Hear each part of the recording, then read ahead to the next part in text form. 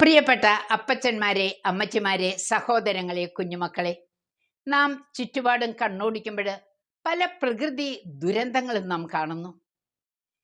ദൈവത്തെ ആരാധിക്കുന്നവർക്കും ദൈവത്തെ സ്നേഹിക്കുന്നവർക്കും പലപ്പോഴും ഈ ദുരന്തങ്ങൾ അനുഗ്രഹമായി മാറുന്നുണ്ട്.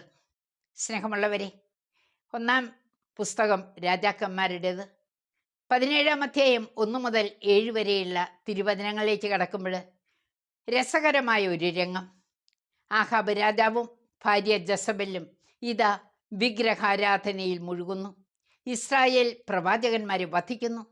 450 ബാൽ പ്രവാചകരെയാണ് അവർ കൊട്ടാരത്തിൽ പോറ്റുന്നത്. എലിയ തീഷ്ണതയാൽ ജ്വലിച്ച് കടന്നിയെന്ന് പറഞ്ഞു. ഇത് തെറ്റാണ്. എന്നാൽ അവർ അത് സ്വീകരിക്കുന്നില്ല. പകരമോ എലിയായെ വധിക്കാനാണ് ആലോചിക്കുന്നത്. എലിയ പറഞ്ഞു, ഞാൻ പറയാതെ ഇനി മഴയോ മഞ്ഞോ പെയ്യുകയില്ല. സംഭവിച്ചു. പ്രിയപ്പെട്ടവരെ, ജെറമ്യാ പുസ്തകം 19-ാം തിരുവചനം 15-ാം അധ്യായം നാം കാണുന്നു. വിലകെട്ടോ പറയാതെ സത്വചനങ്ങൾ മാത്രം സംസാരിച്ചാൽ നീ എൻ്റെ നാവ് പോലെയാകും.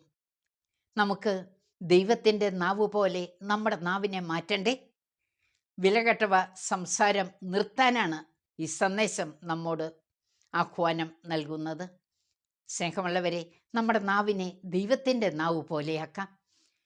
തിന്മയെ എതിർക്കുകയും നന്മ മാത്രം സംസാരിക്കുകയും ചെയ്യാൻ ഈ സന്ദേശം സഹായകമാകട്ടെ എന്ന് പ്രാർത്ഥിക്കുന്നു.